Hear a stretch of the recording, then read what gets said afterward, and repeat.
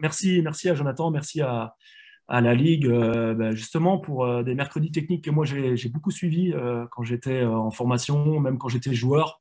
Et puis voilà, je bascule de l'autre côté maintenant comme entraîneur et maintenant comme aussi intervenant. Et c'est toujours un plaisir quand on est passionné de pouvoir un peu transmettre. Je vais partager mon écran. Voilà. Vous me dites si c'est bon pour vous. C'est bon, Coco. Allez, Tu peux y aller. super.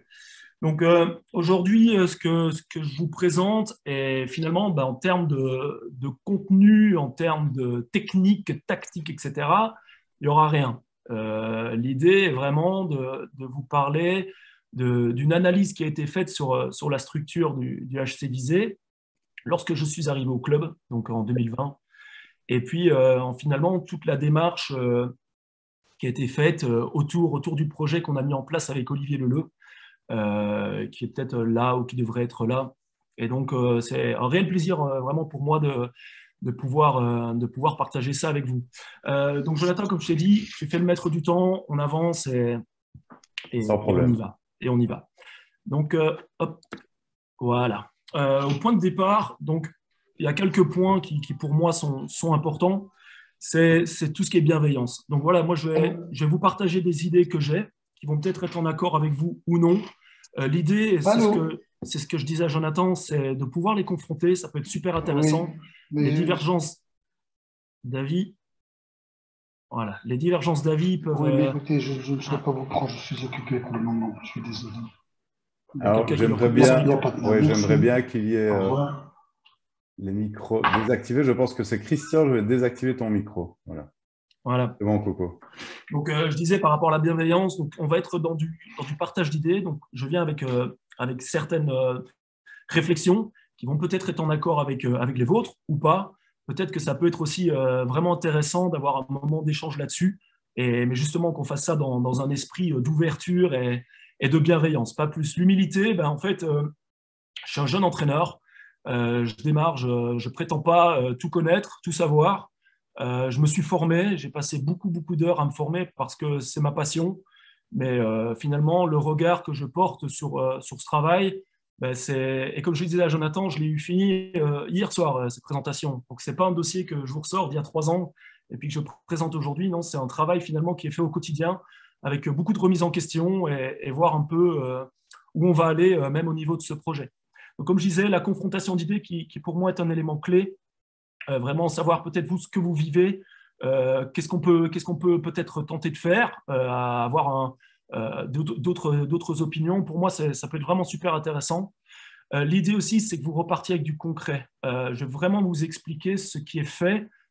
S'il y a des points que vous voulez que j'aille plus loin, en fonction du temps, etc., je le ferai. L'idée n'est pas être très superficiel et puis que finalement, on ne sache pas grand-chose de ce qui se passe. Et puis, merci à mon club, donc déjà de me donner la confiance, les clés, parce que c'est pas toujours le cas. Donc, en tant que mon président et puis mes pairs, je pense à mon entraîneur, Cornel Douven, qui me permet justement de faire ce lien entre l'équipe des jeunes et l'équipe de Benellig. Olivier, qui est un élément incontournable au niveau du club de Visé, et aussi même un jeune stagiaire qu'on a pris en charge cette année, c'est François Huberti qui s'implique énormément dans ce projet et c'est vraiment un plaisir de travailler avec lui. Donc voilà, pour un peu mettre un point de départ, un contexte. Donc moi, je suis rentré de ma carrière de joueur pro en avril 2020. J'étais en cours de formation, comme expliqué. Au départ, je n'étais pas forcément tenté d'entraîner tout de suite. Je m'étais dit, pourquoi pas laisser un peu de temps, prendre un peu de recul avec tout ça, parce que ça a été mon boulot pendant 8 ans. Et finalement, j'étais parti là-dessus au départ. Et puis, j'ai eu la possibilité d'intégrer le club de Visé au mois de juillet. Je ne me suis pas posé énormément de questions par rapport, aussi parce que c'était un effectif intéressant sur une compétition que moi, je ne connaissais pas en tant que telle, vu que j'ai quitté la Belgique alors que c'était toujours le championnat belge plus le championnat Benelux Liga à l'époque même. Donc c'était quand même un championnat dont moi j'ai entendu beaucoup parler, avec des joueurs qui y sont passés, qui ont après eu des trajectoires et des parcours vers l'étranger. Donc je me suis dit quand même que c'était une belle opportunité pour moi de démarrer finalement plus vite que ce que j'aurais espéré, quoi. Donc, c'était vraiment quelque chose qui, au final, je ne regrette pas. Mais un point qui, pour moi, était important dès le début, et j'ai mis une petite clé, parce que finalement, et c'est ce que j'ai appris au cours de mes formations, j'en parlerai, c'est comprendre dans quel milieu je vais agir. Parce que oui, on a des opportunités comme joueur, comme entraîneur, mais je pense que finalement, la clé, c'est de bien comprendre, bien savoir finalement dans quel milieu on est. Et donc, finalement, le point de départ, moi, ma question, c'était finalement où suis-je? Et là, j'ai 3 points qu'on va aborder dans la présentation. C'est l'analyse de la structure. Donc, j'ai vraiment analysé toute la structure du HC Visée BM, entre autres, aussi d'autres choses, le projet qu'on essaye de mettre en place et ses valeurs, et les différents objectifs, les différentes étapes par lesquelles nous allons passer, sur lesquelles j'en ai ciblé 3, sur lesquelles nous avons déjà travaillé cette année. Il y en a d'autres qui viendront dans les années futures, je l'espère. Mais voilà un petit peu l'architecture de la présentation. Donc en fait, pour comprendre dans quel milieu je vais agir, c'était finalement un dossier, j'ai fait un mémoire là-dessus, au niveau de mon titre 6, parce que c'est vraiment, comme je dis, un élément hyper important, c'est de bien savoir finalement où est-ce que vous êtes, avec qui vous allez travailler, avec qui vous allez être en lien, et vraiment comprendre tout le fonctionnement de votre structure, mais aussi finalement les partenaires de votre structure. Et donc ici, vous voyez que moi, j'ai mis en relation l'URBH et la LFH, parce que finalement, autour du club de visée, on a les sélections jeunes via la LFH et les sélections internationales à travers l'URBH. Et donc, sur le travail de réflexion que moi j'ai eu sur comprendre le milieu, j'ai aussi introduit finalement le handball dans sa globalité. C'est assez facile parce que le territoire n'est pas très grand, on n'est pas sur des pays comme la France ou l'Allemagne qui ont vraiment là des cas très concrets en fonction des régions. Ici, je me suis dit, tiens, je vais réfléchir au niveau global, mais quand même en partie un peu plus sur le HCVZBM, mais quand même en ayant une vision, assez large. Donc moi, j'utilise toujours un SWOT, le SWOT analysis. Pour moi, c'est vraiment le top, ce qui me permet vraiment de décomposer en 4 parties les points d'analyse. Donc en fait, ici à gauche, au-dessus à gauche, vous voyez donc tout ce qui est impact positif sur les facteurs internes. Facteurs internes, c'est vraiment lié au club. Donc en fait, lié au club, ce qui est intéressant au niveau du HCVZBM, c'est que vous avez quand même un nombre d'entraîneurs diplômés ou en formation qui est important. Pour la vie d'un club, c'est hyper important. Vraiment, ça, même quand j'étais à Célestat, j'avais fait un travail un peu similaire. Le nombre d'entraîneurs diplômés vous permet quand même aussi d'avoir une garantie au niveau de la formation. Donc pour moi, ça c'est un élément hyper important. Hadden toestemming gevraagd? Nee. On peut parler en néerlandais, oui. D'avoir l'équipe 1 en Benelux, ça, au niveau visibilité, c'est sûr que le fait d'avoir une équipe qui évolue au plus haut niveau de la compétition belgo-hollandaise est un élément important. La quantité des joueurs dans les équipes jeunes, ça, moi, c'est toujours quelque chose qui m'a scotché, marqué. Je me souviens quand j'étais gamin, il y a toujours eu des jeunes à viser.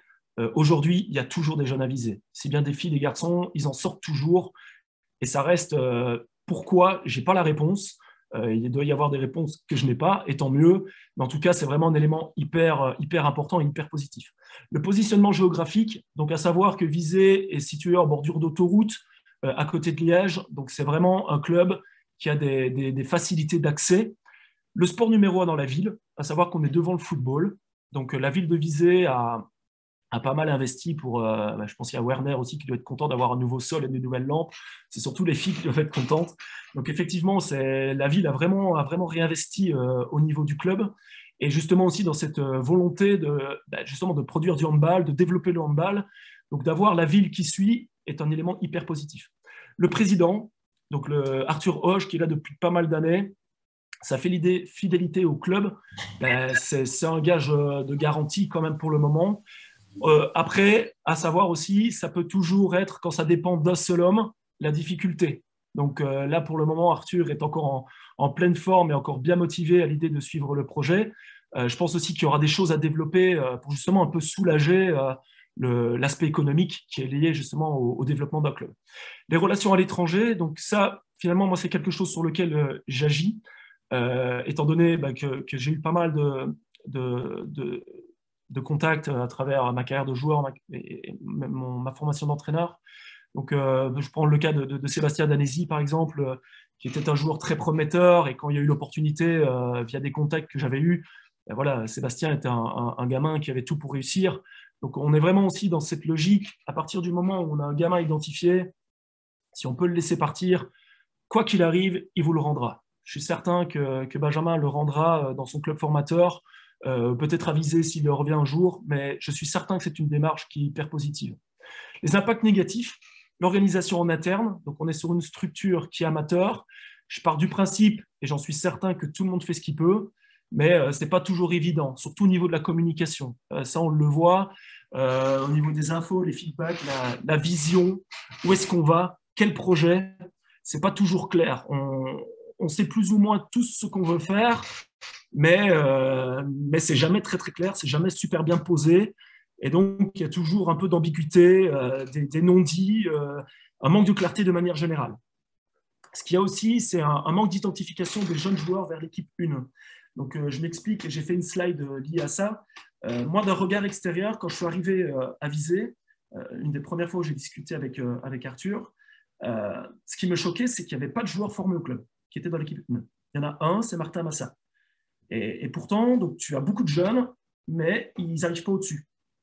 Et donc, je me positionne, moi, en tant que joueur, comment, justement, tu te projettes. Tu peux te dire à un moment, finalement, moi, ma carrière, elle ne sera pas visée parce qu'il n'y a pas de place pour moi. Donc ça, c'est un élément qui est finalement assez inquiétant au niveau du club.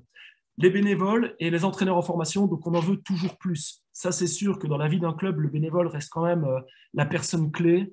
Je pense que nous, en tant qu'entraîneurs, les joueurs, moi, c'est aussi quelque chose avec mes joueurs avec lesquels je discute énormément, on a besoin de ce contact-là. L'absence de bénévoles tue un club, ça c'est sûr et certain. Les entraîneurs en formation, donc je dis, c'est vrai qu'on on a des entraîneurs diplômés.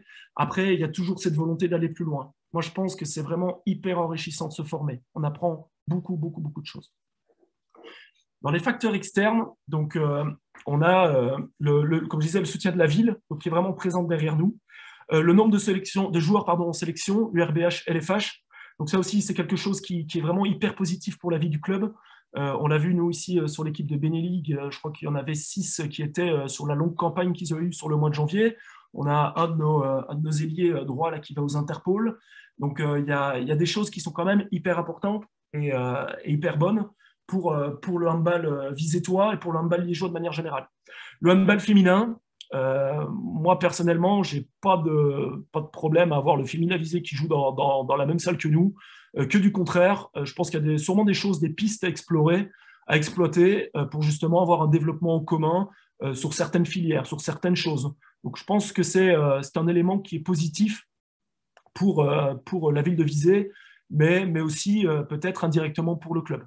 Le projet licence, donc je l'ai mis entre guillemets parce que je n'ai pas tous les détails. J'en avais brièvement parlé avec Jonathan, je pense aussi avec Jean-Luc Dessart que j'avais parlé de ça. Il y avait eu des grandes lignes. Moi, c'est un projet en tout cas qui m'intéresse en tant qu'entraîneur dans un club. Je pense qu'il y a des choses à travailler et le fait de justement mettre des critères, alors bien sûr, c'est des contraintes, je le reconnais, mais je pense que si on veut avancer, peut-être que finalement, ces contraintes-là, quand on en reparlera dans quelques années, on se dira, bon, finalement, on y est passé et on est passé à autre chose, ça nous a permis d'avancer. Donc, je pense que c'est quelque chose qui, peut-être dans un avenir plus ou moins proche, en tout cas, moi, au niveau de visée, c'est quelque chose auquel je m'intéresserai.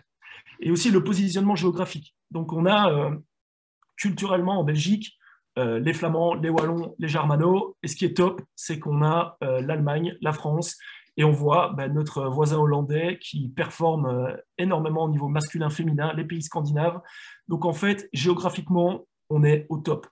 On est au top. Maintenant, il faut essayer de trouver, c'est justement comment, en fonction des profils que l'on a, pouvoir guider, diriger un joueur, une joueuse vers l'étranger. Je pense qu'aujourd'hui, au niveau du handball belge, ça passe par ça, selon moi. Le facteur négatif, c'est la mort du handball liégeois, du handball belge de manière générale. C'est peut-être un mot très dur, je le reconnais, mais je pense aussi que c'est important de mettre des mots dessus. On voit que le nombre de clubs diminue. On voit que c'est un peu compliqué actuellement. C'est bien là parce que je tourne beaucoup avec l'équipe jeune, et donc ça me permet de voir un peu tous les clubs.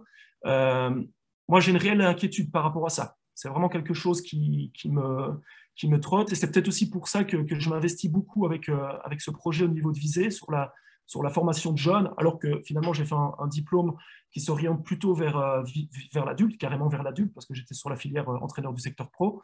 Mais je pense qu'il y a vraiment un point de vigilance et il faut vraiment qu'on se secoue tous là-dessus. L'aspect financier est faible des villes, des entreprises, des fédérations. Ça aussi, c'est un élément qui est finalement en lien, parce qu'on sait qu'avoir du sponsoring, c'est compliqué. Au niveau médiatique, on n'en a pas beaucoup. La fédération, je suis certain qu'ils font ce qu'ils peuvent, j'en doute pas.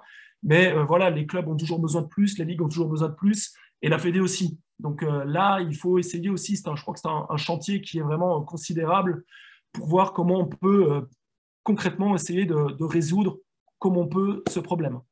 Le manque de communication entre les clubs, la LFH et le RBH, je pense que là aussi, on peut aller beaucoup plus loin sur les projections. Et c'est justement le point derrière qui, pour moi, est assez marquant. C'est un manque de vision globale de manière générale et surtout un projet rassembleur. Où est-ce qu'on va? Où est-ce qu'on va? Ça, c'est clair et net.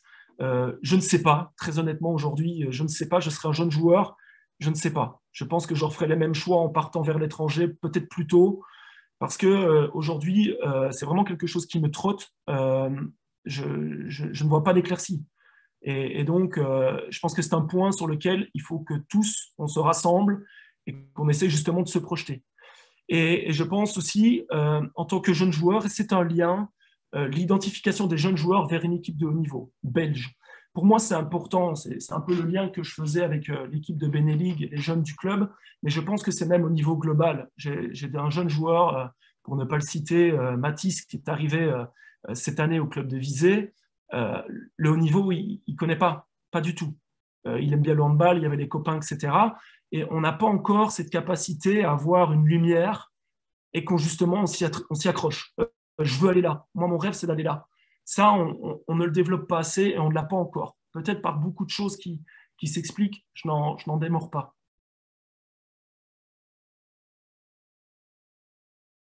Donc, finalement, à partir de tout ça, moi, ce que je retiens sur ma première saison, je ne l'ai pas fait pour cette deuxième partie de saison parce qu'elle n'est pas finie, on a encore des choses à faire. Mais au niveau de Visée, on était sur la fin d'un cycle. Au niveau de l'équipe de Benellig, on a eu des joueurs qui ont pris leur retraite après pas mal de très belles années.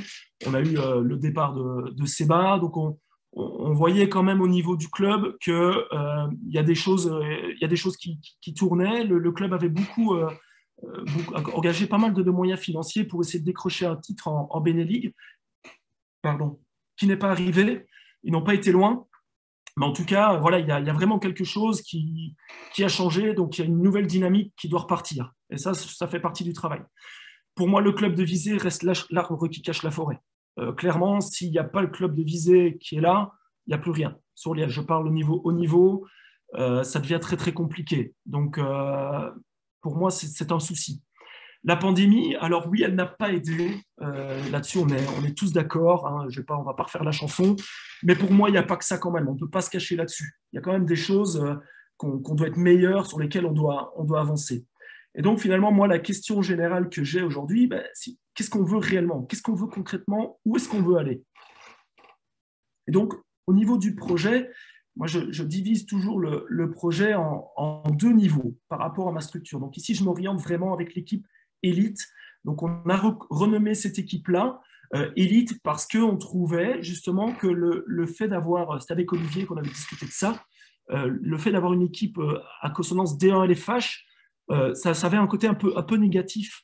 Et l'idée d'évoluer en D1 LFH n'est pas un problème en soi, pas du tout. Parce que je retrouve aussi qu'il y a des équipes hyper intéressantes à jouer, dans des jeunes joueurs qui peuvent justement se développer à ce niveau-là. Mais on s'était dit que la consonance n'était pas forcément positive.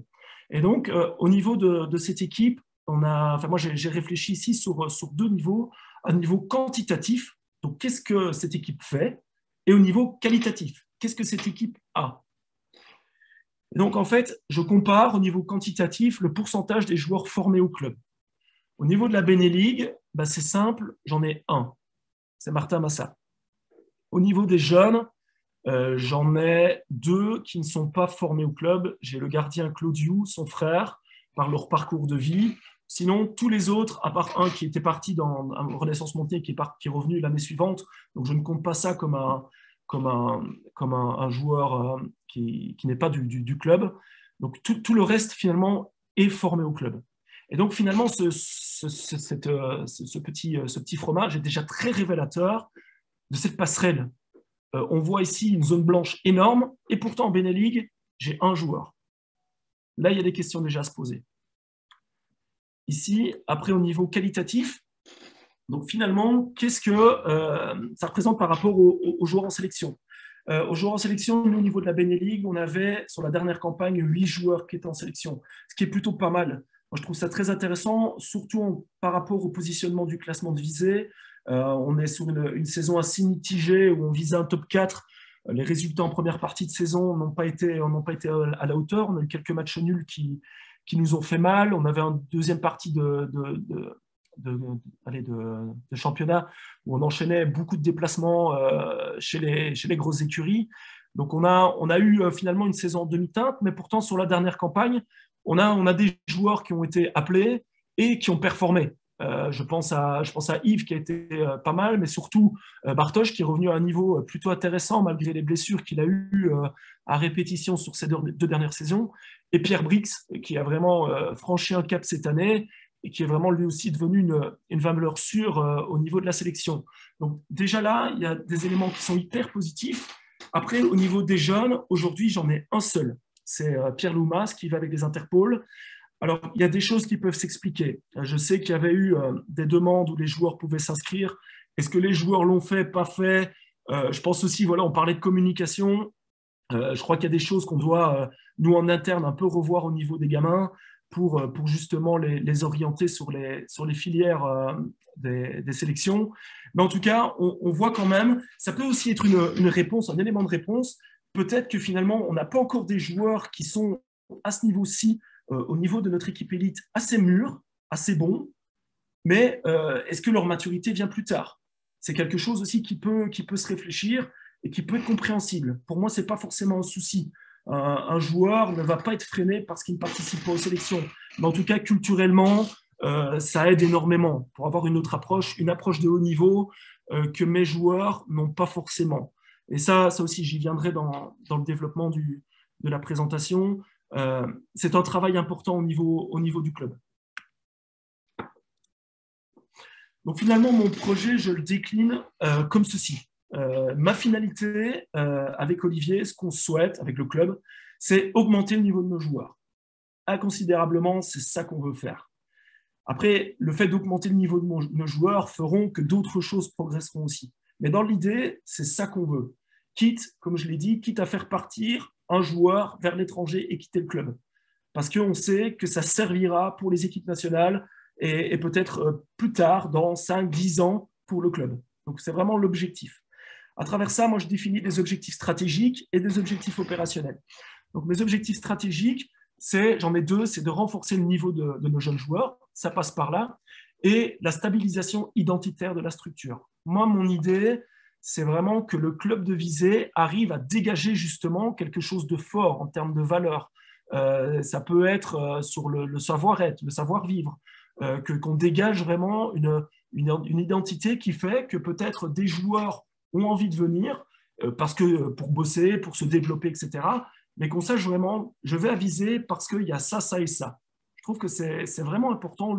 Je l'ai vu beaucoup dans ma carrière de joueur, notamment à Ivry, qui sont des clubs qui n'ont pas des moyens astronomiques, mais qui justement ont ces capacités à développer des valeurs qui font que les joueurs viennent pour y bosser, pour se développer.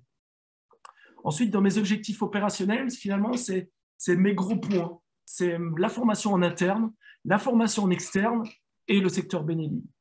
Et là, ici en dessous, c'est les points que je souhaite travailler au cours de la saison, et j'en ai pris 3, je vais vous les expliquer, mais de manière globale, en démarrant ce projet,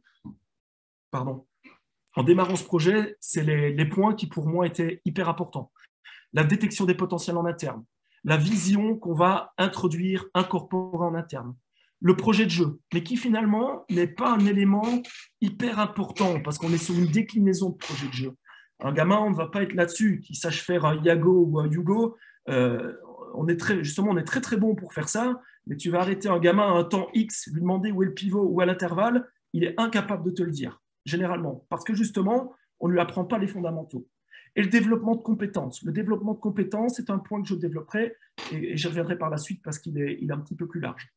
La détection des potentiels en externe, bien sûr. L'idée, moi, ce que je souhaiterais, c'est qu'au niveau de la Beneligue, d'ici 5 ans, c'est qu'on ait la capacité d'avoir au moins 50% des joueurs formés au club ou formés localement. Donc, avoir la possibilité d'avoir les ailiers, droit, gauche, pivot, gardien. Pour moi, on doit être en capacité de sortir ce type de joueurs. Les demi-centres aussi. On est une nation qui sortons beaucoup de profils similaires. Ça aussi, j'y reviendrai dans la suite. Je pense qu'on est en capacité d'en sortir. Alors, on sait le problème des arrières, gauche, droit, en fonction des profils, etc. Ça, c'est plus compliqué. C'est ça que moi, je me dis, si on arrive à tourner à 50% local, ce serait vraiment très, très bien, quoi. 50-60%. Ivry, à l'époque, quand j'y jouais en D1, tournait à 75%. Donc, et après, vous allez me dire, Christian Werner, et là, je pense, il va me dire, tu viens d'une autre planète, peut-être, oui, mais peut-être aussi, il y a des choses en amont qui font que une manière de travailler a été mise en place et qui font qu'aujourd'hui, ils récoltent ce travail qui a été fait en amont. La scolarité, qui pour moi est un élément hyper important parce que moi, ça m'a aidé dans ma carrière de joueur d'avoir fait mes diplômes avant. C'était une grosse question que je me suis posée à la fin, quand finalement tu arrives au bout et tu fais un peu le retour en arrière, tu regardes un peu comment ça s'est passé. Et moi, ça a été un élément important parce qu'on est une nation finalement où on ne mise pas tout sur le sport. Peut-être est-ce que c'est dommage? Oui, non. J'ai connu des collègues quand j'étais joueur qui n'avaient que le handball et qui retardaient leur fin de carrière parce que justement, ils n'avaient pas de diplôme en poche. Donc, je pense quand même que l'aspect scolaire est un point qui nous permet d'être plus mature. Avec les gamins ici, moi, je suis quand même, et avec Olivier, on est quand même assez vigilant sur leur parcours scolaire. C'est important. On n'est pas en capacité ici de sortir un joueur pro ou signer un joueur pro à 18 ans et de tout miser là-dessus. Aujourd'hui, ce n'est pas possible. Donc ça, c'est extrêmement important qu'ils arrivent à associer les deux. Les échanges interclubs, je parle d'échanges interclubs, pour moi, ça va être dans le relationnel. Il faut qu'on arrête de bosser chacun dans son coin, il faut qu'on se parle, il faut qu'on travaille ensemble, il faut qu'il y ait beaucoup plus d'échanges, beaucoup plus d'interactions entre les clubs. Au niveau de la Beneligue, on a réfléchi à un système de parrainage, des échanges sportifs, des joueurs qui viennent en Beneligue en fonction de leur développement, etc. À savoir que quand même notre effectif pour l'équipe élite est assez jeune, donc c'est pas évident. Et les échanges extrasportifs, ça va être des trucs bêtes, mais ça va être une petite soirée. On avait fait une petite soirée pour Noël où on avait rassemblé les deux équipes ensemble. Les joueurs, ils adorent. Et ça fait partie de la vie d'un groupe, ça fait partie de la vie d'un club. Donc moi ici, dans un premier temps, j'ai développé ou réfléchi sur la détection des potentiels. Jonathan, tu me dis au niveau horaire. Hein. Ne tracasse pas, tu es dans le timing. Magnifique, j'espère que personne ne dort encore. Il est 19h, parfait. Allez, très bien.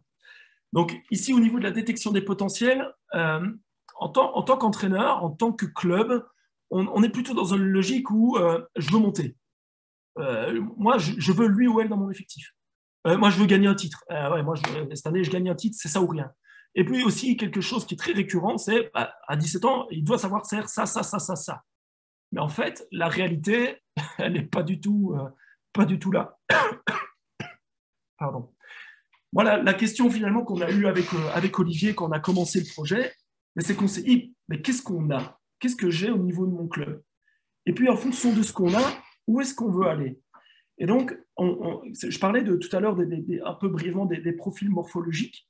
On sait qu'on a toujours les mêmes types de joueurs qui sortent. On a eu la génération 91 avec Tom Robin, Arber Kerimi sur le poste de demi-centre, Thomas Bollard sur le poste d'arrière gauche. Et puis, vous allez avoir une nouvelle génération qui arrive. Là, je pense à Yoris Gillet, grand arrière gauche, longiligne.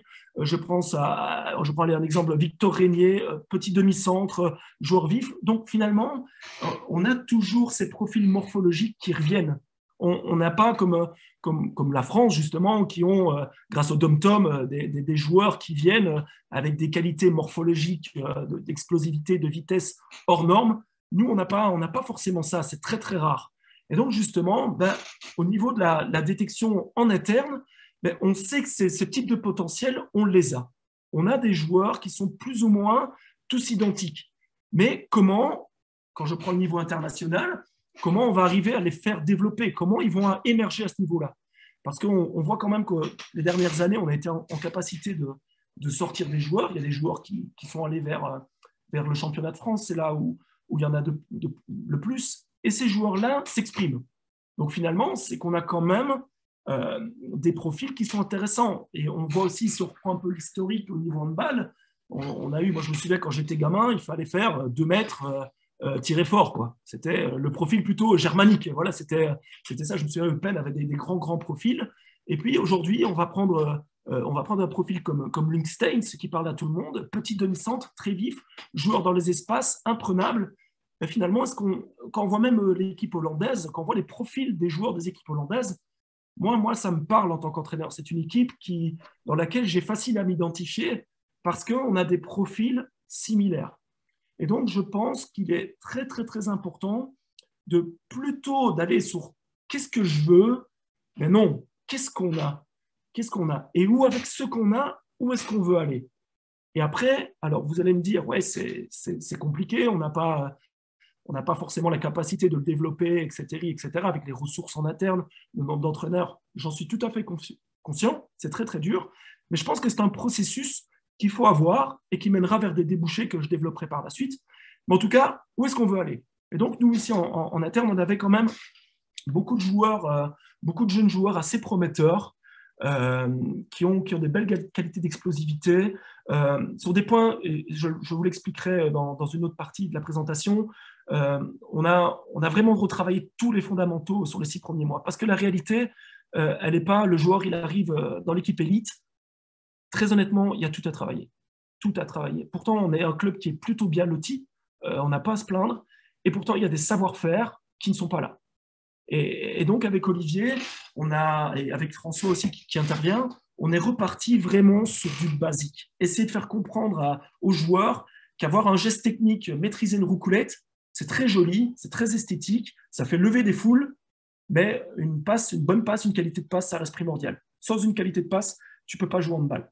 Donc tout ça, c'est des choses qu'on a dû finalement réinculquer aux joueurs et qu'on a fait sur les premiers mois qui sont venus.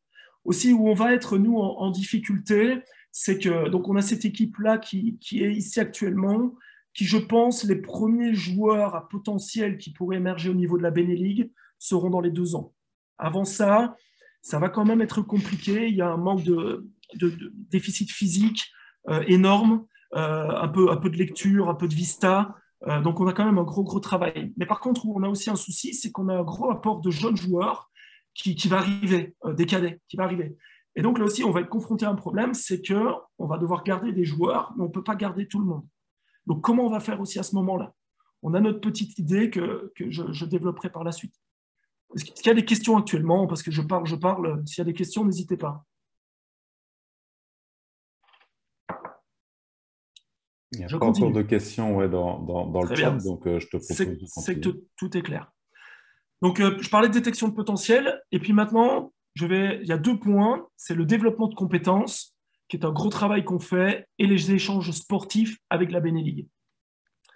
Je vous avoue que les échanges sportifs avec la Benelux, ce n'était pas du tout prévu. On a quelque chose qui est arrivé que je vous expliquerai par après, mais ce n'était pas un point... c'est quelque chose qu'on voulait, mais qui est venu beaucoup plus vite que prévu, et ça a un impact hyper positif pour les gamins. C'est vraiment top. Et par contre, je vais d'abord développer le développement de compétences. Donc là, il y a 2 axes de travail qu'on a fait jusqu'à présent. C'est le joueur en tant que tel, justement, comme je disais tout à l'heure, quand moi je reçois le joueur dans mon effectif, où est-ce qu'il en est, et apprendre à m'analyser. Donc le travail que le joueur fait, maintenant on a commencé à travailler sur de la vidéo. Et ça aussi, c'est quelque chose auquel je crois énormément, qui aide énormément. Je vous expliquerai pourquoi. Et c'est vraiment les deux axes finalement sur lesquels cette saison, on travaille, surtout sur cette deuxième partie de saison. Donc finalement, le joueur en tant que tel, vous allez l'avoir dans vos mains. Nous, dans notre conception avec Olivier, et c'est justement, on a François Huberti qui est notre stagiaire, et c'est justement cette approche-là qu'on lui donne, nous, en tant qu'entraîneur, et c'est ce qu'on essaye aussi de lui inculquer comme entraîneur, c'est de placer systématiquement de la motricité. Générale et spécifique, à cet âge-là, les joueurs, ils doivent en bouffer tout le temps, tout le temps, tout le temps, tout le temps, tout le temps. Mettre le perceptif comme objectif premier. Il faut que le joueur apprenne à regarder, voir une situation. C'est la clé, vraiment. Ensuite, à travers ça, inscrire la dialectique comme élément fondamental. Le faire parler, c'est vraiment ça. Qu'est-ce que tu as vu? Le faire s'exprimer. Pour moi, ça va rendre le joueur, c'est dans le point 4, c'est rendre le joueur acteur de sa pratique. En fait, finalement, c'est lui son coach, c'est lui son meilleur coach. Moi, je suis là pour le guider, pour le mettre dans des situations qui vont lui poser des problèmes, mais surtout que lui se rende compte d'où il va, qu'est-ce qu'il fait, où est-ce qu'il est, où il va. Pour moi, c'est hyper important. Privilégier le jeu au poste, les relations à 2 à 3, avant les enclenchements collectifs. Ça, c'est un point que j'avais travaillé quand je faisais mon DE à l'époque. J'étais à Célestat, donc j'intervenais sur le pôle de Strasbourg. Et avec les filles, j'avais entraîné les filles, c'était vraiment hyper intéressant. Et au niveau du centre de formation de Célestat, finalement, on n'était pas sur des, comme je disais, sur des enclenchements où peut-être très vite, justement, à notre niveau, très vite, on va partir sur des enclenchements. Mais quand vous voyez, je ne suis pas fan du jeu du PSG parce que ils ont beaucoup de joueurs hors normes, hein, mais vous savez, ils sont plus ou moins que sur du jeu en lecture. Alors, ils ont des qualités physiques, techniques, tactiques qui font qu'ils sont au-dessus du lot. Mais je pense qu'ici, on est peut-être trop dans l'inverse. On est beaucoup dans tout ce qui est enclenchement, etc. Et nous, en fait, on essaye vraiment de créer du relationnel parce que on pense, quand dans le développement, et bien sûr que les schémas de jeu font partie du handball, c'est indéniable, mais ce n'est pas la priorité. Je pense que le développement des relations va amener beaucoup plus dans le bagage handballistique du joueur qu'un Espagnol où le demi-centre bêtement va aller chercher l'ailier, quoi, et qui va absolument pas regarder ce qui se passe et que l'ailier va revenir bêtement sans absolument regarder ce qui se passe. Ça, nous, avec Olivier, c'est un truc, on ne peut pas le voir. Ici, c'est un point hyper important pour moi, c'est bien faire les choses simples. Et je vous disais, la passe, la relation passeur-réceptionneur, c'est la clé. On ne peut pas envisager de passer au point B si le point A n'est pas maîtrisé. Vous allez toujours avoir des lacunes qui vont rester. En tant qu'entraîneur, c'est frustrant. Je crois qu'aussi à partir d'un certain moment, le joueur, c'est frustrant. Et personnellement, je trouve que bien faire les choses simples, c'est quelque chose sur lequel je leur dis assez souvent à mes joueurs, faites bien les choses simples. J'arrive pas à lire le dernier point parce que j'ai la barre. Bus, tu peux me dire être exigeant sur les savoir-faire des visuels défensifs. Ouais, ça aussi. Donc, on est sur du développement global. Encore une fois, ce sont des savoir-faire, des développements. Donc, on ne va pas être sur une organisation générale d'une 0,6.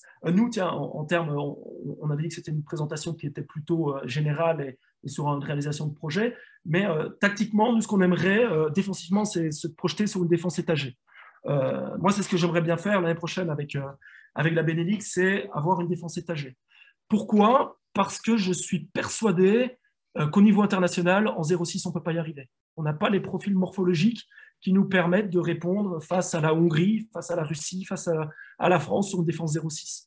Par contre, sur une défense étagée, on est en capacité de piéger, on est en capacité de lire, et je pense que ça, les Espagnols le font très très bien dans la culture qu'ils ont du jeu. Je pense que dans notre formation, c'est des choses sur lesquelles nous, on va beaucoup travailler au niveau de visée. Beaucoup plus rendre le joueur intelligent, vraiment lire, parce qu'on a de la lecture dans le jeu offensif. D'ailleurs, on est très orienté dans le jeu offensif, mais il y a aussi dans la lecture défensive. Et ça, on travaille énormément avec les gamins, et on commence quand même à voir quelques petites choses qui ressortent. C'est hyper positif pour nous. Donc vraiment, les savoir-faire, c'est indéniable, hyper important. Donc, le joueur, en fait, comme je vous le disais tout à l'heure, on le reçoit et il y a 4 aspects qui, pour moi, sont importants et que je tiens compte. C'est l'aspect physique. Là, les gamins, on voit qu'ils sont au niveau de la puberté, donc ils ne sont pas morphologiquement, ils ne sont pas encore prêts, très, très longilignes, ils manquent de kilos. Alors, ils viennent me voir, ils me disent « Ouais, j'aimerais bien prendre, avoir plus de répondance ». C'est un point sur lequel on réfléchit beaucoup sur la fin de cette saison, justement, une fois que le championnat sera terminé, comment pouvoir travailler sur la prise de masse. Mais attention, parce que s'ils sont toujours sur du développement au niveau de la taille, etc., l'idée n'est pas d'en faire des Golgoth, qui soient justement épaules fermées. On travaille beaucoup au niveau de visée en force-explosivité. Parce qu'au niveau du handball, c'est ce qui va faire la différence, vraiment. Après, je différencie toujours les postes. Un poste de pivot, je vais prendre Van Kossen, qui est le profil type que tout le monde connaît. Yves, s'il peut faire 6 fois muscu, il le ferait. Mais par contre, Yuri Ugardi, le mettre 6 fois en muscu, il adore la muscu, mais ce n'est pas quelque chose qui va l'aider, parce qu'il va perdre en souplesse, il va perdre en explosivité. Donc là aussi, avec les joueurs, soyez très, très, très vigilants. Il faut savoir jouer là-dessus. C'est un élément clé. La technique, ça correspond à tous les savoir-faire. Moi, je trouve qu'on n'a pas à se plaindre de manière générale, hormis la qualité de passe qui, pour moi, était quand même un élément un peu embêtant quand on a commencé le projet. Techniquement, les joueurs, quand même, c'est pas mal. Et on le voit aussi au niveau de la première partie de saison, la deuxième partie de saison, l'influence de la Beneligue aussi, ça joue.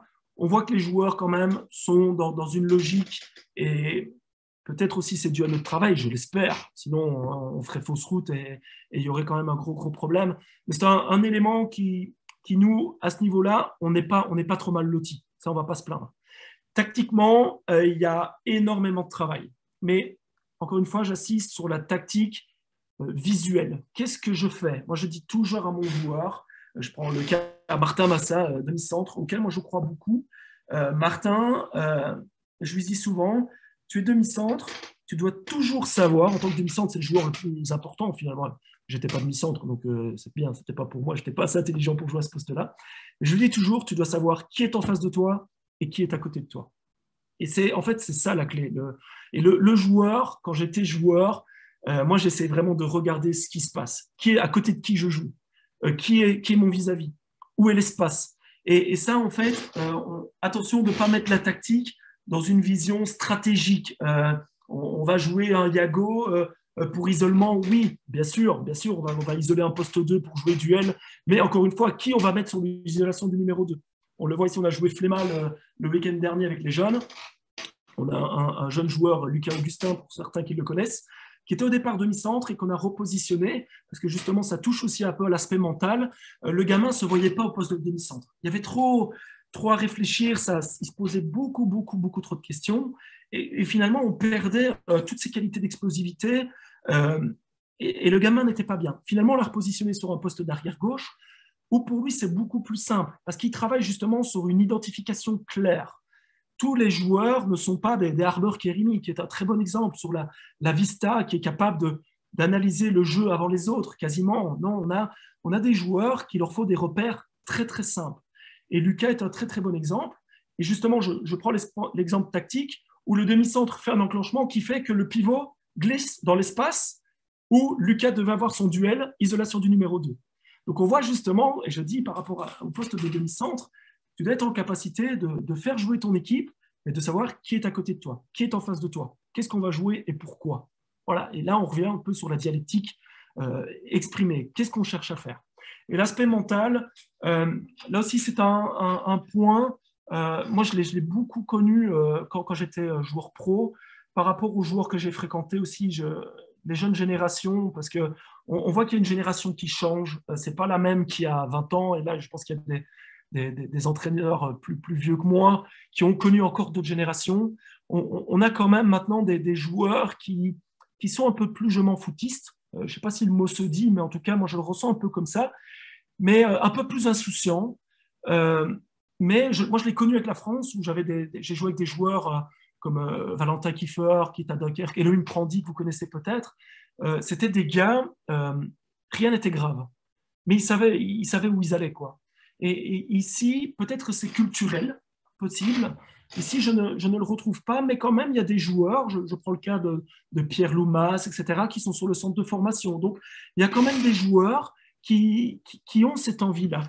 Après, au niveau mental, c'est un vaste sujet. Pour moi, le handball, à cet âge-là, il faut qu'il se marre. Et je dis toujours, même aux mecs de Beneligue, même quand j'étais pro, j'avais la chance de vivre de ma passion. C'est énorme, tu te lèves le matin, tu vas faire du handball. Stop. Et je dis toujours aux gamins, il faut que ça reste un jeu. Je suis un peu grossier, mais je dis des fois, le handball, c'est tu sais que je sais que tu sais que je vais essayer de te niquer. C'est ça finalement, c'est un jeu. Donc il faut vraiment essayer de les laisser dans le sens basique du terme. Jouer, prendre du plaisir à jouer.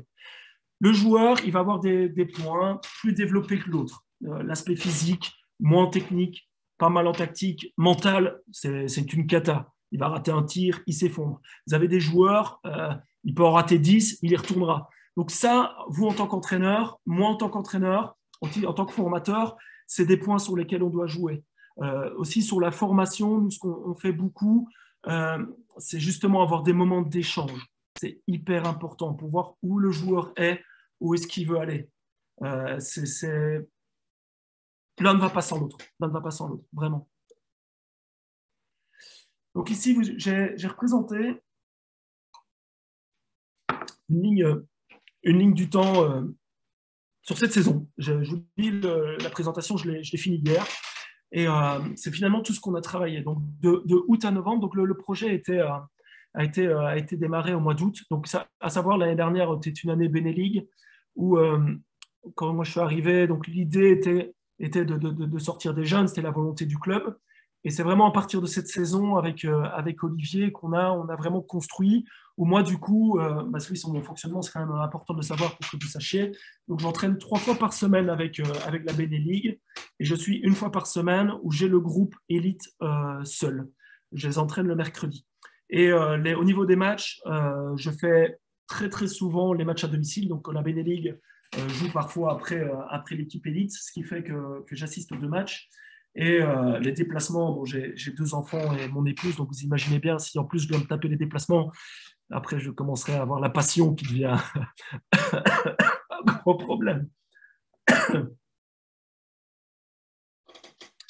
Sur les 4 premiers mois, comme je vous l'ai dit tout à l'heure, on a été sur le travail des fondamentaux. Relation passeur-réceptionneur, ça a été quelque chose qu'on a travaillé sous différentes formes de jeu. C'était pas les mettre face à un mur qui fassent des passes, hein. Attention, faut pas croire ça, mais il fallait qu'on reprenne les basiques. C'était essentiel. On travaillé aussi beaucoup sur le jeu sans ballon, donc on a quand même au départ, on avait des joueurs qui étaient très statiques, attendre de recevoir le ballon pour m'engager. On n'avait pas cette capacité quand ils sont arrivés, on voyait qu'ils n'avaient pas cette capacité à lire une trajectoire, à s'engager, à anticiper. Donc c'est des choses sur lesquelles on a beaucoup travaillé sur les 4 premiers mois. Le jeu en lecture, sur des situations simples, sur du 3 contre 2, sur du 4 contre 4. Moi, j'aime beaucoup travailler sur des situations où je fais, par exemple, 3 équipes et je divise la zone en 3. Je prends une zone secteur central et 2 demi-zones. Et les joueurs choisissent. Et je fais les équipes mixtes. Et donc, les équipes, les joueurs vont dire, tiens, nous, on va attaquer, par exemple, dans un espace ailier droit jusqu'à demi-centre. Et d'autres vont dire, moi, maintenant, cette attaque-ci, je vais travailler sur 3 contre 3 secteur central. Et donc, vraiment, pour que les joueurs, encore une fois, dans cet aspect relationnel, essayent de développer où ils sont le plus à l'aise, de défendre où ils sont le moins à l'aise, et de travailler où ils sont le moins à l'aise. Donc moi, c'est quelque chose que je fais énormément au niveau des gamins. Les éducatifs en musculation. Donc la muscu est un élément clé pour le haut niveau. J'en suis persuadé. Quand j'étais joueur, j'y croyais pas trop. Même comme j'étais joueur ici, je parle. J'avais jamais fait de muscu avant d'aller à Angers à l'époque. Et finalement, la muscu m'a beaucoup aidé parce que défensivement, je n'étais pas un bon joueur, mais la muscu m'a beaucoup aidé. Et finalement, la musculation m'a permis, moi, de prévenir les blessures au niveau d'épaule, etc. Enfin, ceux qui me connaissent, j'avais une épaule hyper laxe, toujours aujourd'hui. Je pourrais encore tirer, c'est aucun problème. Et c'est vraiment un élément clé qui permet aux joueurs de se protéger et de se développer. Encore une fois, parce que pour le haut niveau, c'est indéniable. Par contre, on ne fait pas n'importe quoi. Un gamin qui n'a jamais fait de muscu, ne peut pas être seul sous une barre. On ne peut pas. Et donc, nous, ce qu'on a fait, et ça aussi, c'est vraiment un point top, c'est que maintenant, le lundi, donc la Benelux s'entraîne le lundi soir et puis fait musculation. Et ceux qui connaissent la salle de visée, il y a un petit endroit musculation. Et en fait, maintenant, l'équipe élite fait musculation pendant que la Benelux s'entraîne sur le handball. Et puis, l'équipe élite passe en handball, la Benelux passe en muscu. C'est top. Pourquoi ? Parce que les gamins voient l'équipe de Benelux s'entraîner. Et quand vous êtes entraîneur, quand vous voyez le regard, l'identification, c'est justement un point que j'expliquais tout à l'heure dans la stabilisation identitaire. Ça, c'est hyper important. Que vous ayez une équipe première qui évolue en D1 LFH ou en Benelux, dites-vous bien que peut-être dans vos cadets, il y a des gamins qui rêveraient de jouer à ce niveau-là. Même peu importe le niveau. Et nous, on s'est dit avec Olivier, c'est un point qui a vraiment été bien, c'est que les gamins travaillent en muscu, mais voient la référence. Et ça, c'est chouette. Et donc, pendant 4 mois, on a travaillé sur tout ce qui est éducatif, vraiment du travail barre vide, placement. Ça a été répétitif. Alors, des fois, les gamins ne sont pas hyper contents parce qu'ils se disent « Ouais, je gonfle pas. » Oui, tu gonfles pas, bien sûr, mais ça vient par après. Sur de novembre à février, là, on a été sur un travail physique renforcé. Donc là, on a été plus dans les contenus au niveau musculation. Moi, j'aime beaucoup travailler en lourd léger. Ça, j'aime bien. Circuit training, je pense à du HIIT, travail de 30-30. Ça correspond au handball, ça correspond à la filière. Les joueurs aiment bien. Parce que souvent, le joueur de handball, s'il fait du handball, c'est pas pour se taper à la salle de muscu et pour regarder ses biceps gonfler devant un miroir. Donc lui, il a besoin finalement d'incorporer la muscu parce qu'il sait que c'est important. Mais dans vos séances, n'hésitez pas à faire des séances avec du travail de 30-30, type HIIT. C'est vraiment top. Moi, même les joueurs de Benelux, ils aiment beaucoup faire ça. Le jeu dans les espaces, le jeu en lecture. Donc là, dans le jeu dans les espaces, on a été beaucoup plus en profondeur. C'est un élément qui, moi, m'énerve énormément au niveau de la Benelux chez mes joueurs, c'est la latéralité. Quand je regarde les matchs de Benelux, on a trop encore, dans nos meilleurs joueurs, on a trop de courses latérales.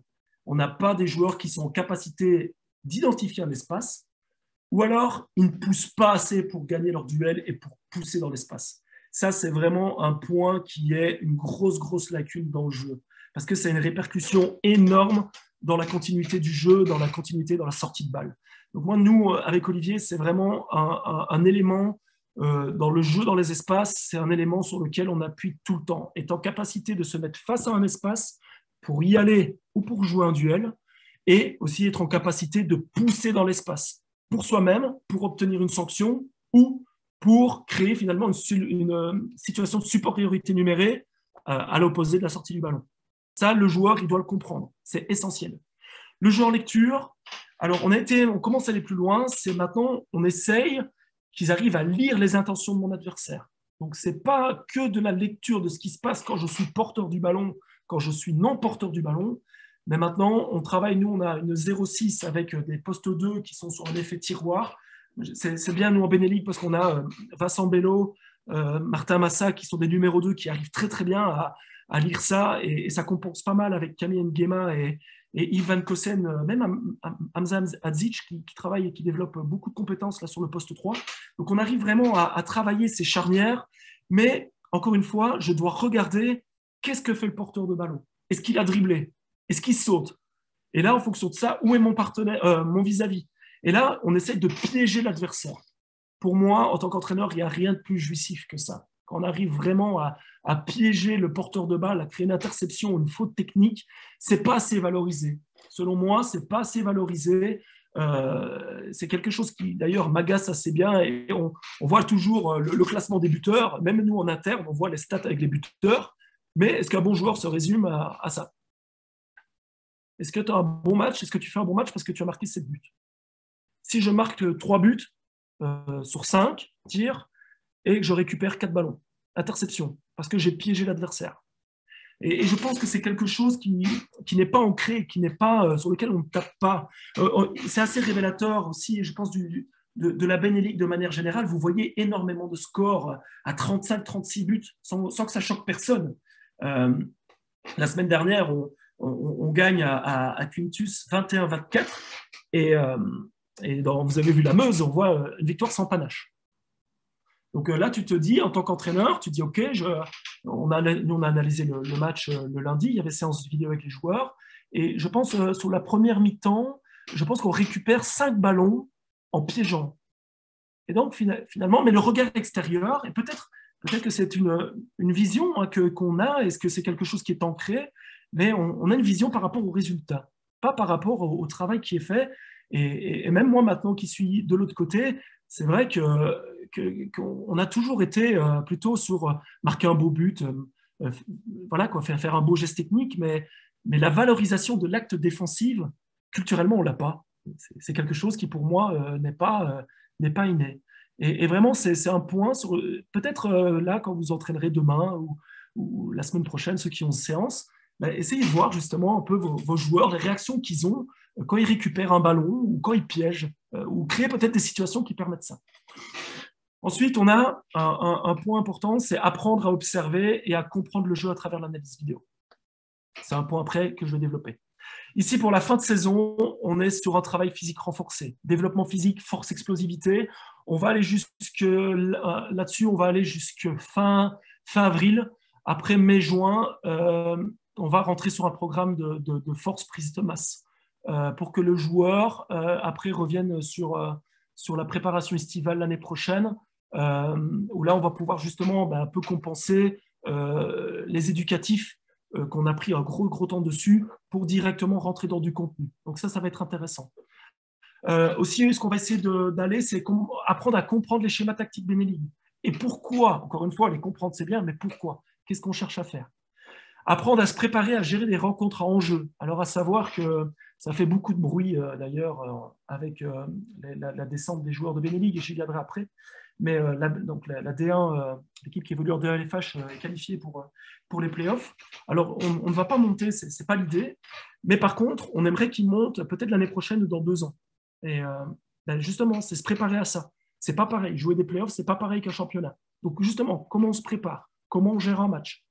Et puis, où on va aussi te confronter, c'est apprendre à se projeter sur la suite. Là, ça va être une relation staff et joueur. On parle de ça parce que, comme je vous le disais, donc on a un gros effectif et on a des jeunes joueurs qui vont arriver. Garder tout le monde, ce n'est pas possible. C'est comme ça. Donc, on va devoir, à un moment, faire des choix. Où est-ce qu'on veut aller en tant que club? Et on doit aussi être en capacité de guider des joueurs.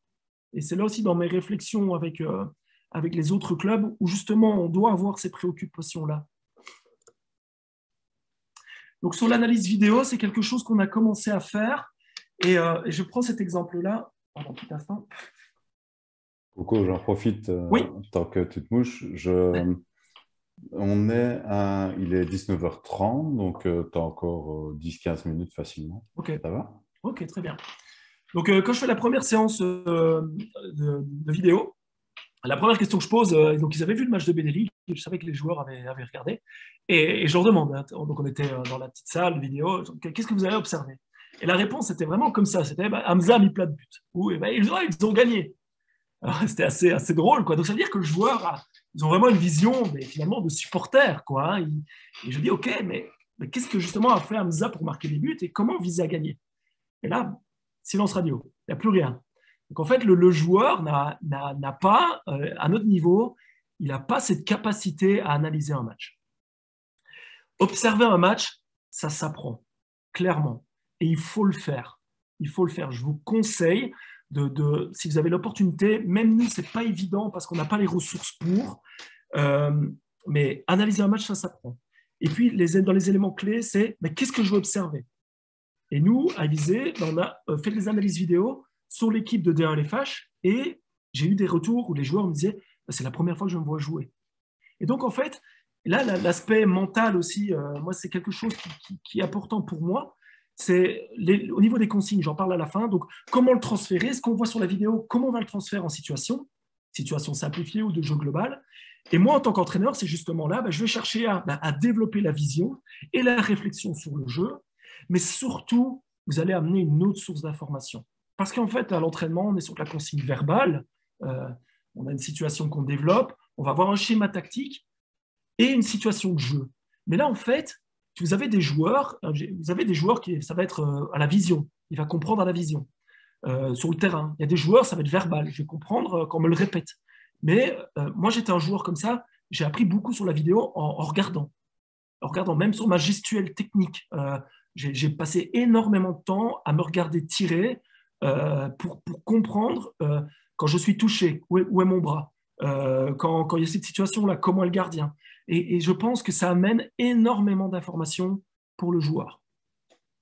Ici, ce qu'on souhaite faire, nous, c'est, avec les jeunes joueurs, c'est que l'utilisation de la vidéo, elle est axée vraiment pour les joueurs eux-mêmes. Et que ça leur permette justement de pouvoir développer des problématiques, les amener à réfléchir sur ces problématiques pour qu'on puisse les corriger sur des mouvements, sur des positionnements. C'est ce qui est bien aussi, mais très honnêtement, on n'a pas le temps de le faire. C'est avoir un retour direct sur les situations vécues à l'entraînement. Ça, on ne peut pas le faire. On n'a pas le temps. Et aussi que l'utilisation de la vidéo permettra aussi d'améliorer le travail en autonomie pour que les joueurs, justement, prennent le temps de regarder leur match. Mais comme je l'écris ici, parce que c'est bien beau de dire on va faire ça, ça, ça et ça, la réalité, c'est que c'est beaucoup, beaucoup de temps. Aujourd'hui, on n'est pas en capacité de développer ça au maximum. Et ce qu'on aimerait bien faire, c'est trouver des solutions. Mais bon, ça passera par la suite. Et comme je disais, quelque chose qui est arrivé, qui n'était pas prévu, c'était les échanges avec la Beneligue. Donc en fait, ce n'était pas prévu, pas à ce point. On s'attendait à ce qu'il y ait un échange de bas en haut et non l'inverse. Donc non l'inverse, on a en fait, et je l'écris, et c'est très très juste, je ne vous mens pas, à Visée, on a des joueurs de Beneligue qui n'ont pas honte d'aller jouer avec l'équipe élite. Donc j'ai des joueurs qui sont en manque de confiance en Beneligue, en manque de temps de jeu, et qui me demandent, qui me disent « Coach, ça me ferait du bien d'aller jouer ». Et puis finalement, c'est bien parce qu'on arrive à construire quelque chose qui n'est pas péjoratif. Ce n'est pas un échec d'aller jouer un match avec l'équipe réserve pour justement se remettre en selle. Je prends Camille Nguema qui était allé contre Montagnier, qui m'a dit « Coach, merci, ça m'a fait du bien ». Et ouais, parce qu'en fait, il reprend des tirs à 10-12 mètres et ça fait du bien. Pour moi, c'est un élément qui est au top. Je sais que ça avait fait du grabuge par rapport à la présence de certains joueurs. Sachez quand même que pour les joueurs qui sont en D1 LFH, selon moi, si j'étais moi en tout cas joueur, à ce niveau-là, le fait de me confronter à des gars qui jouent à l'échelon au-dessus, et je prends peut-être l'exemple de Sprimont qui est très parleur parce qu'il y a beaucoup de joueurs à potentiel, ça leur montre le chemin. Parce que peut-être être champion, parce qu'ils vont être champions, et je leur souhaite, je suis sûr qu'ils vont monter, faire 16 sur 16, on ne retient pas ça, mais par contre, je suis sûr qu'il y a beaucoup de joueurs qui ont beaucoup appris sur ce match. Et donc, on essaye. Et c'est quelque chose qui est venu un peu tout seul et ça a fait énormément de bien aux joueurs. Et ce qui est aussi pas mal au niveau de l'ambiance, l'atmosphère, c'est qu'on a eu là ici à Flémal les mecs de Beneligue qui sont venus voir les gamins jouer. C'est top. Donc là, les perspectives, et c'est là-dessus que je vais terminer, c'est ma dernière slide. Mais nous, ici, on a encore des points de développement au niveau de la formation des cadres et des joueurs en interne. On a encore beaucoup de boulot sur des partages d'expérience entre les pairs. On ne le fait pas assez, même en interne. On n'a pas assez d'échanges avec les coachs sur la situation, etc. La formation sur le terrain, pour moi, le handball, il faut mettre les mains dedans. Ça s'apprend en mettant les mains dedans. Ça ne s'apprend pas derrière un ordinateur. Bien sûr, il y a des thématiques, mais il faut entraîner, il faut se tromper, il faut réessayer, il faut se tromper encore. Ça, c'est sûr que c'est important. Les échanges interclubs, peut-être que je suis utopiste, mais pour moi, il faut qu'on ait des formations communes sur le terrain. Il faut qu'on arrive à créer ça. Peut-être qu'on ait un groupe, je ne sais pas moi, des U18 de Sprimont, où on a des entraîneurs qui viennent justement entraîner ces U18-là. On fait des petits groupes et on entraîne. Moi, je l'ai vécu en France. C'était top, c'était super riche. Le partage d'expérience entre les pairs. L'entraîneur, j'aimerais bien savoir, l'entraîneur de Bocholt, comment il réussit, qu'est-ce qu'il fait pour réussir. Je suis un entraîneur ailleurs, quelles sont mes problématiques, comment on peut y remédier. j'ai des opportunités là-dessus, moi je réussis pas mal avec ça, tiens, peut-être que tu devrais essayer ça, ça peut marcher. Et les échanges de joueurs. On va être amené, là aussi ça fait du bruit, je sais que les joueurs n'aiment pas. Moi je penserais toujours dans l'intérêt du joueur. Je sais qu'un club va peut-être avoir tendance à vouloir garder son joueur. Des fois, lui brûler les ailes, ça n'aide pas. Je pense qu'on aura toujours quelque chose à gagner, mais il faut qu'il y ait un parcours pour le joueur. Le joueur doit savoir où il va.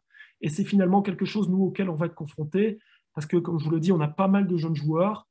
Et aujourd'hui, si je dois dire à un joueur, écoute, c'est trop juste, on est dans un profil de formation, c'est trop juste, dans quel club je vais le mettre? Ça, aujourd'hui, je n'ai pas la réponse. Parce que je ne sais pas ce qui se fait ailleurs. Je suis sûr qu'il y a des entraîneurs qui travaillent très bien, mais je ne sais pas lesquels, je ne sais pas où, comment. Et donc, il faut qu'on ait, justement, ça doit se savoir. Ça doit se savoir. Je dois être en capacité de dire, écoute, Thomas, tu peux aller à Geomet, parce que je sais là, il y a un entraîneur en fonction de ton profil qui va te faire avancer. Parce que peut-être qu'aujourd'hui, le joueur, avec moi, ça ne passe pas, peut-être que le discours ne va pas, et que l'entraîneur, justement, qu'il aura là-bas, va avoir un autre discours qui fait que le joueur va dire, ah ben, ça fonctionne. Et puis le joueur, peut-être qu'il reviendra, parce qu'il aura un parcours de formation qui peut être plus long, ça fait partie du jeu. Une dernière question que moi je pose, c'est peut-être une question qui peut être échangée, débattue. Est-ce qu'il faut penser dans l'intérêt du joueur ou de son club? C'est une question que moi je pose, qui est ouverte. Je conclue là-dessus. C'est quelque chose que je me répète toujours. Quand j'étais joueur, je me le répétais souvent aussi par rapport à mon parcours. Lorsque tu n'as pas les moyens financiers pour arriver tout de suite, lorsque tu as l'obligation en fait de travailler 2 fois mieux pour y arriver, un jour, et je dirais un jour peut-être. Après, c'est à toi de voir. Si tu veux avancer ou pleurer est un peu dur, parce que c'est vis-à-vis de moi, mais est-ce qu'on veut se lamenter, quoi? Voilà, moi, c'est comme ça que je vois les choses. Et voilà un petit peu, je me suis ouvert. C'est un exercice qui est intéressant pour moi, parce que peut-être vous n'avez rien appris, peut-être vous avez appris des choses. En tout cas, c'est vraiment une réflexion. Je vous dis, c'est un dossier qui va encore avancer, qui sera sûrement repris parce que je vais sur d'autres fonctions. Donc, je n'aurai plus une application aussi importante sur la formation. Donc, voilà, c'est des choses qui sont là, qui sont disponibles pour tous. Merci de m'avoir écouté.